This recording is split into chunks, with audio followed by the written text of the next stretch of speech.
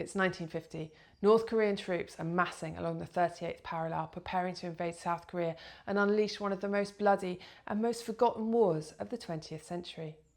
Welcome to the History Book Buffs. My name's Antonia Senior. I'm a writer and a critic, and I've teamed up with top historian Roger Morehouse to bring you reviews of all the best history books, fact and fiction. This time we're talking about Korea by Robert Lyman and Richard Dannatt. Lyman used to be a soldier and is now a top historian, and Dannatt used to be head of the entire British Army, so between them they know a thing or two about warfare.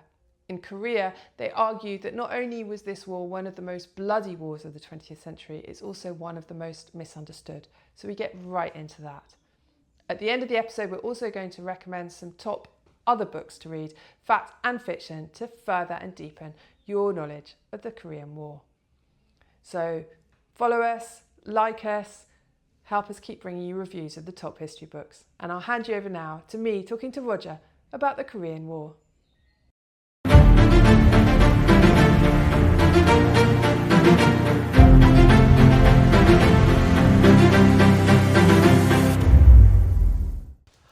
Hello, Roger.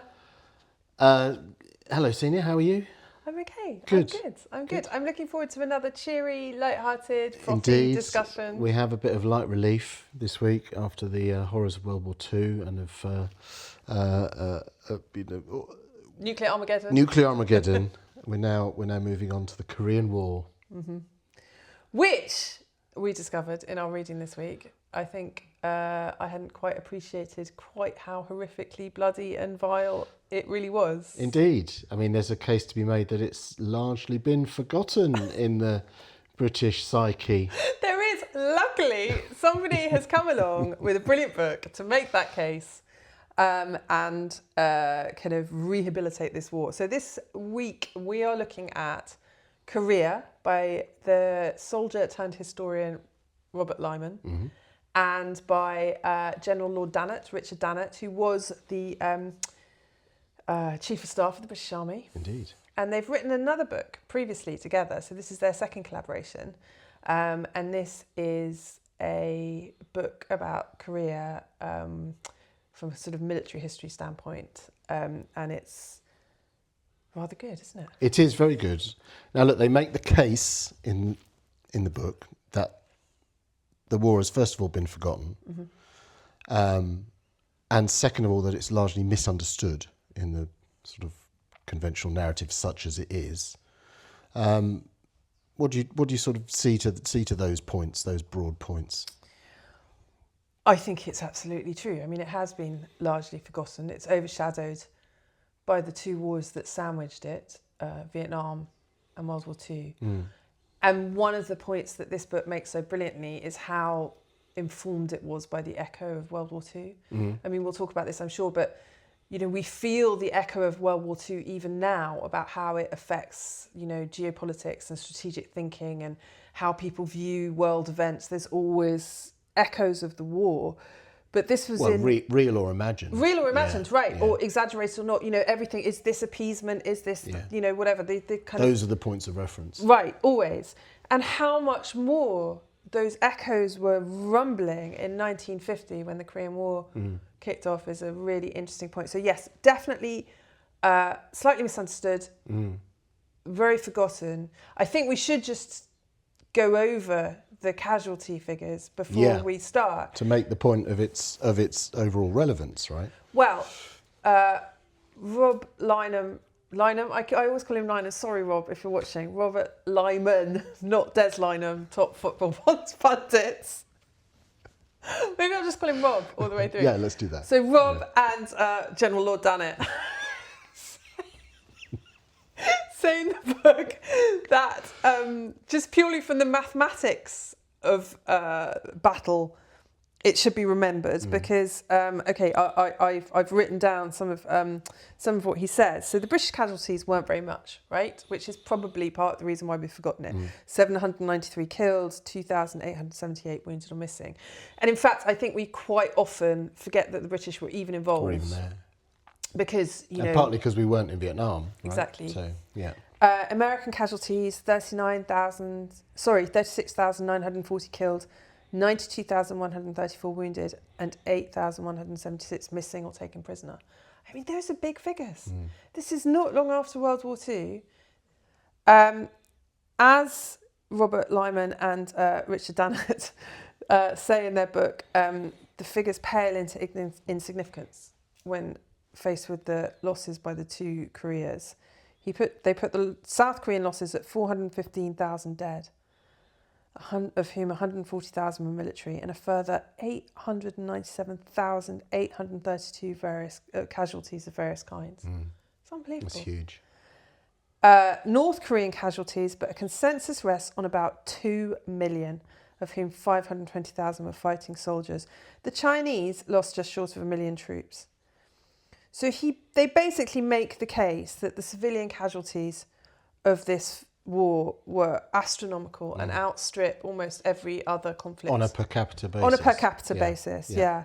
I mean, they compare it mainly... They make the comparison with Poland, which was the country that probably suffered most in World War II. And we sort of know about that. But I'm actually going to read a sentence from the book, because they write, if countries outside Korea ever knew that this was one of the most destructive wars in human history, they've certainly forgotten it. And I think that's true. Absolutely. Yeah. And hugely destructive, and both in a material sense as well, in terms of we'll come on to sort of bombing campaign and so on. But it's the material destruction as well as the human destruction is absolutely vast, and on a scale that I think most in the West would not really appreciate. I think that's absolutely right. So the book is structured as a conventional narrative military history of the conflict. They split the war into phases, and the first phase obviously starts with the extraordinary invasion of South Korea by North Korean troops in June 1950. And it's sort of preceded by lots of small kind of outbreaks of violence between the two. This has been simmering for a while. You've got Stalin's proxy in Pyongyang, and then you've got the South Korean government being propped up by the Americans. And this is a kind of brewing problem. As they point out in the book, though, it was a problem that the Americans didn't really want to know about. They were exhausted after the war. They were just, broadly hoping that they could all just go home and forget everything. And there was intelligence coming out that the North Koreans were massing, and it was largely ignored. Which sounds all a bit familiar, doesn't it? It does indeed. There's a section of that opening that I read, which I thought, he does very well to combine, the sort of on the ground in the foxhole view, and then the sort of grand strategic. That works really well. And one of those, I think, the opening section is the American troops essentially being faced with that initial invasion. And one of the points that he makes there is that they massively underestimated the enemy at that point. And they were surprised when it turns out that the North Koreans have T-34 tanks, presumably, passed on by the Soviets. And then even more surprised when their bazookas seem not to work against T-34 tanks, which I read that and I thought, this is exactly what the Germans discovered in 1941 with Operation Barbarossa, is that all of their anti-tank weapons didn't seem to work against T-34s as well. So in the 9 years in between, the Western Allies collectively managed to forget how to deal with the T-34, which I thought was remarkable. No lessons learned in that 9-year period, which is quite a remarkable thing. So I think they think they're dealing with, kind of almost peasant levies, and actually it's a reasonably well trained and well supplied army. Right, and everybody is caught off guard, really. So there's a sort of blitzkrieg effect, and the North Koreans just storm through, and it absolutely takes everybody by surprise. Nobody can believe it. They're not expecting it. They're not ready for it. The South Koreans pretty much crumble. The Americans who are there pretty much crumble. And within, 3 days, Seoul was in North Korean hands, which is extraordinary. And I wonder, it was sort of what Putin wanted to do in Ukraine, wasn't it? Yeah. In 3 days, I'll be in Kyiv. Yeah, exactly. Only this time they were. Yeah. So there were lots of miscalculations, because obviously the miscalculation from Kim Il-sung, the leader of North Korea, was that, that he could reunify and consolidate as leader of one Korea, but the UN and the US weren't for it.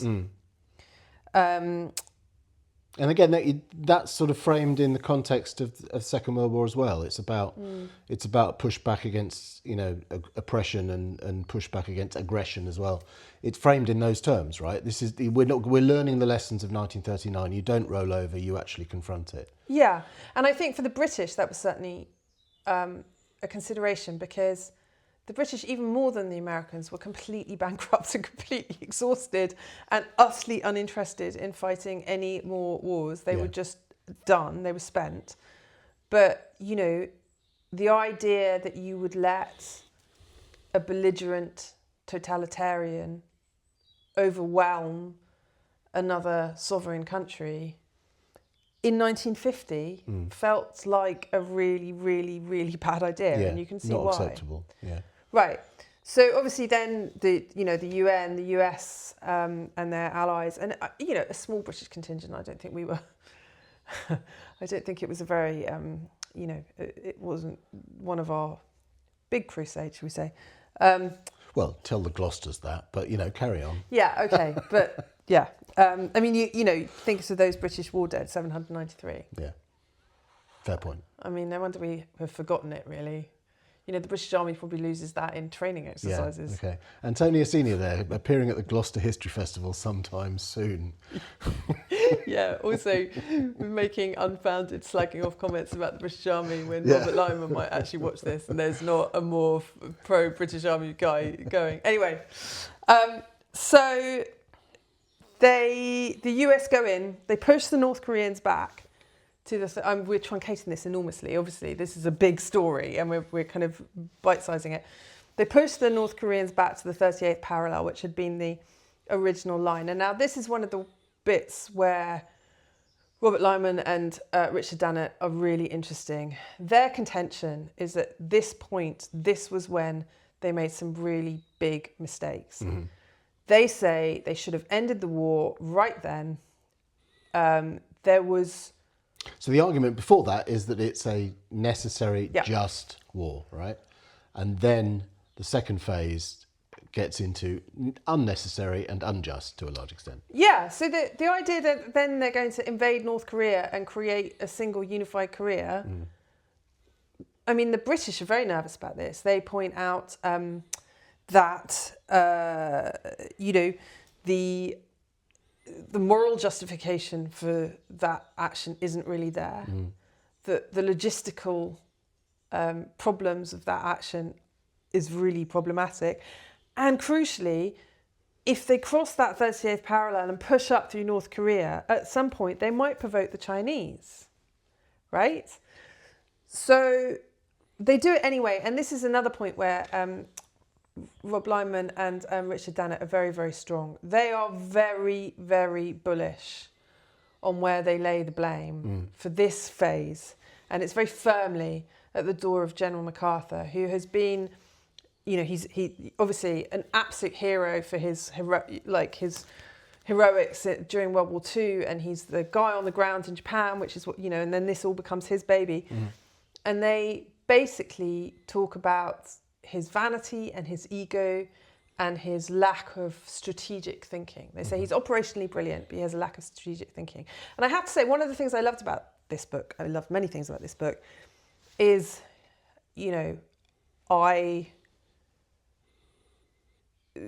a lot of debate at the moment about whether to trust experts, right? Uh-huh. But if you're going to read military historians and military histories, and you have two people writing a history, one of whom was, head of the British Army, and another of whom, like Rob, is a brilliant military historian who also was in the army 20 years. These guys kind of know their stuff. Yes, that's very true, yeah. So for them to be so bullish about MacArthur, I think is really refreshing, because sometimes people are too sitting on the fence about things, aren't they? There's no sitting on the fence on MacArthur in this book. And it's that sort of, that belligerence, that willful belligerence, and even the not only willingness, but also almost a desire to use atomic weapons as well. You can see that in, the sort of, there's a cameo in the book about Curtis LeMay, who, I mean, it's a small. Had I written this book, I think I would have bigged up Curtis LeMay more, because as a character, he's fantastic. He's nuts. He's like the mad Air Force general from Dr. Strangelove, right? That's, and I think that was essentially modelled on him. Absolutely, let's use nuclear weapons. The war is a zero-sum game. There's no compromise to be had. You either kill your enemy or you get killed, sort of thing. I think there's a quote. I think it was from him where he said, if at the end of the war, I think he was talking about Korea. He said if there's one Korean left and two Americans, then we've won. Right? Which is, that sort of sums up the mentality. Absolute, belligerence with no compromise, no sort of moral boundary at all. Astonishing character. As I said, only plays a sort of bit part in this particular account. He does play a major role in the planning of that bombing operation, which we'd yet to get onto, when they're bombing the north. But it does sum up that American attitude that you said about MacArthur as well. Almost wanton belligerence. The contention in the book is that MacArthur only understood war in terms of one side having to unconditionally surrender. And he wasn't willing to rethink a world in which negotiated peace was possible. And again, I guess the shadow of the Second War. Right, he's trapped by the war that he's just fought, which is obviously, classic trope. And he kind of believes that a negotiated peace just means a future war, which I guess isn't necessarily not wrong. But the issue in this case is that as soon as they pushed forward into North Korea, it's one of those situations where you think, well, even if they had managed to hold the whole of Korea, at what price? And how do you keep that hold? I mean, it's the same argument against Kim Il-sung doing it to the south. Yeah. Like, how do you can't... Well, it's a mirror image of what Kim Il-sung had done the other way, right? Right. And so how is that justifiable? Well, it's not even that it's not even whether it's morally justifiable. How's it practically justifiable? How do you then, you can win territory, but you've got to hold it.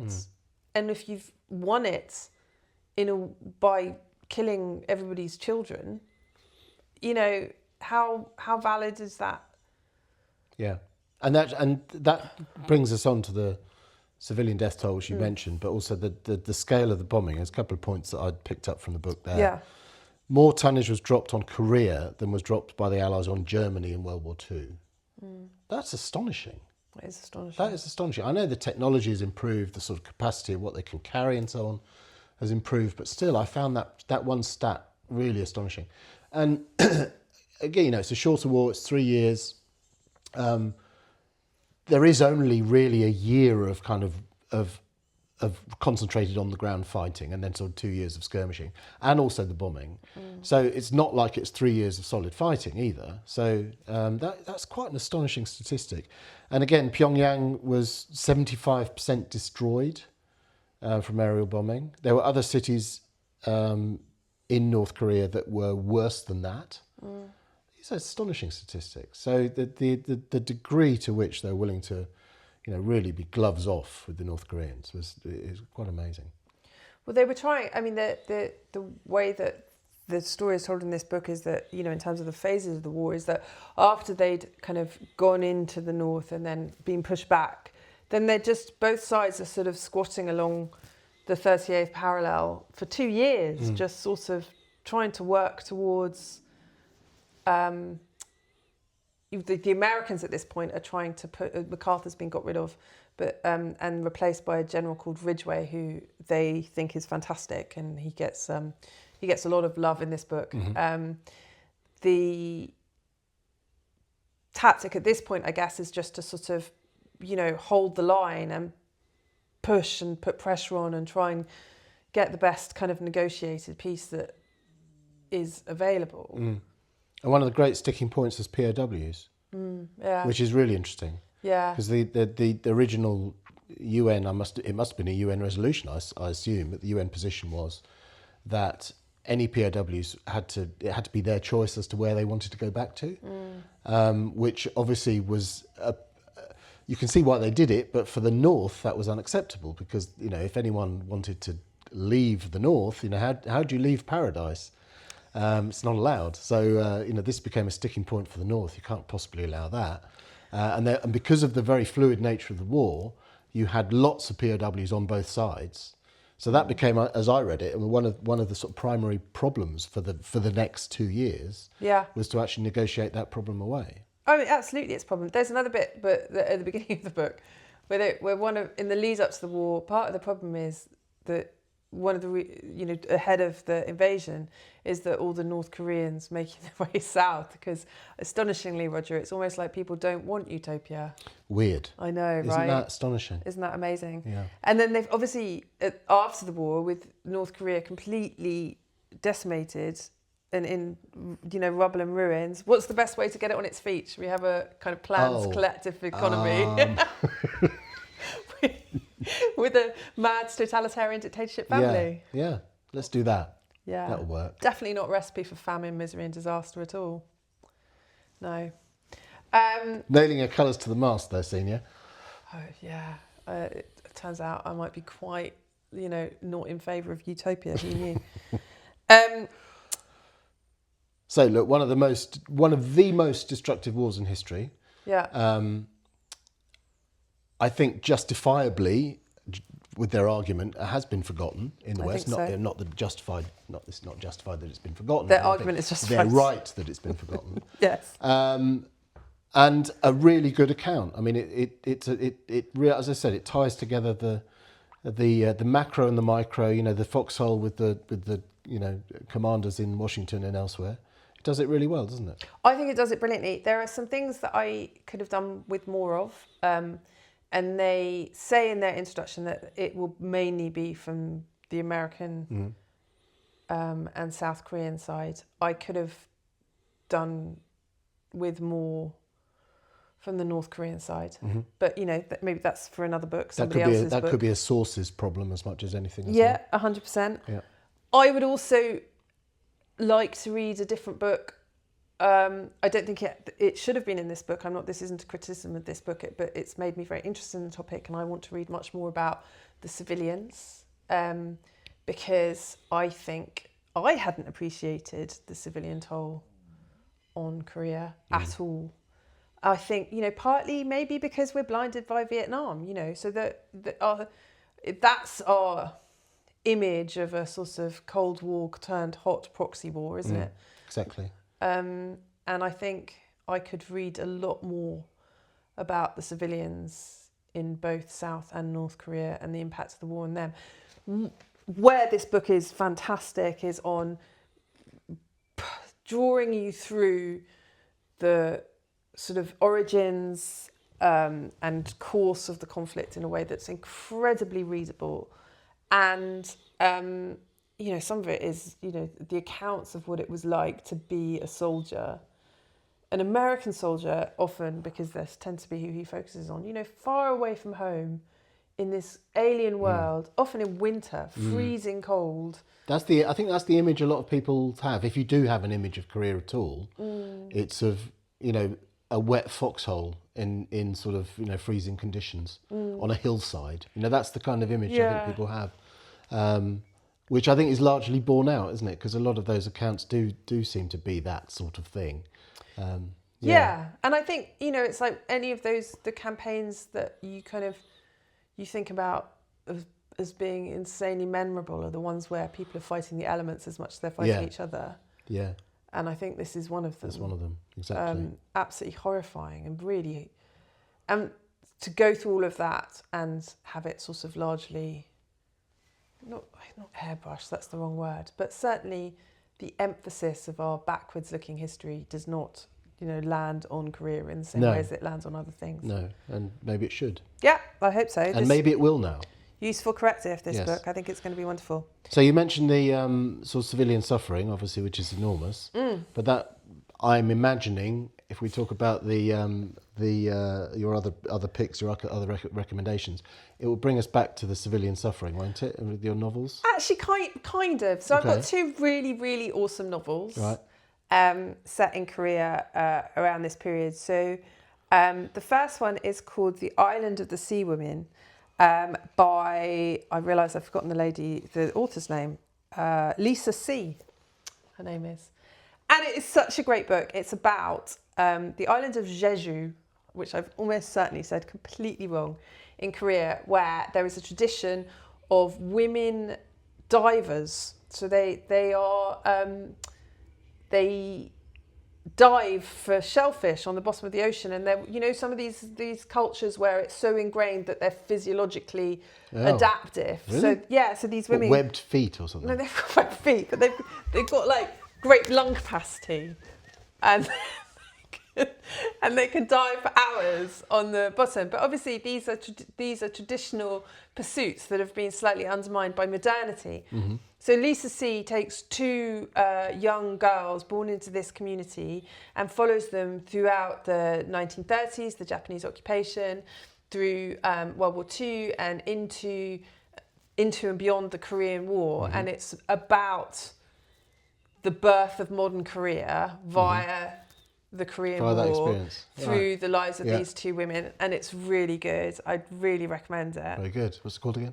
The Island of the Sea Women. Wonderful. There we go. That's the first one. Yeah. The second one is a novel. Actually, it's about. We didn't really talk enough about the Chinese involvement in the Korean War, but China obviously got hugely involved, largely at the behest of Stalin, who pressured Mao to get involved, and the Chinese lost 1 million soldiers. So there's a book written by a Chinese American called War Trash. It's a few years old now. I think it's from the 2000s, and the author's name I think is Ha-Jin. Again, apologies, Ha-Jin, if that's not how you say your name. And it's about a Chinese volunteer who is sent to North Korea and is relatively enthusiastic. The fictional character makes a point that is made in Rob's book, that for the Chinese, there was the belief that once the Americans were pushing up through North Korea, they wouldn't stop, and that they would carry on into Manchuria, and that this for the Chinese was potentially existential in a way that it just simply was misunderstood by the Americans, because obviously that it never occurred to them that that's what they were going to do. I mean, apart from in MacArthur's fantasies about bombing China to smithereens, that really wasn't on the table, but for the Chinese it was. Anyway. As had happened in the Second World War with the Japanese going into Manchuria. Right. So anyway, this fantastic novel gives the perspective from the other side, Chinese North Korean side, of a guy sort of fighting in that war, who then gets captured and taken to an American prisoner of war camp. Anyway, Wonderful. It's a wonderful book. Very good. How about you? Yeah, I do sort of fall into the trap of, I mean, as Rob and General Lord Dannatt describe, I think, you know, to a large extent they are right that it doesn't really feature in the narrative. I remember studying it a bit when I was at university doing the Cold War, but I can't sit here and make recommendations about other books on the Korean War because I haven't particularly read any. So, you know, that would be a dishonest thing to do. So I've widened it out. So I'm going to do something on the Cold War. So a couple of things on the Cold War. John Lewis Gaddis, who I remember reading as an undergraduate, you know, he's sort of the daddy of Cold War studies, American academic. He wrote a book on the Cold War: A New History, came out in 2005. It is very sort of American in that sense. It's very much the American view, but you know that's okay. It works very well. It's very well written, obviously tremendously well informed. It's quite boring. Quite boring. I mean, it's very, very good and very comprehensive. Yeah. It's quite. And he is. I was going to say he's also the biographer of George Kennan. So, in a sense, he's absolutely, you know, soused in the Cold War. Yeah, I'm absolutely. And it comes across. There's quite a lot of acronyms. A lot of acronyms. So that one, and then the I suppose the counterpoint to all of that, which is very kind of top down, like you said, it's very strategic and it's, as you say, acronym heavy.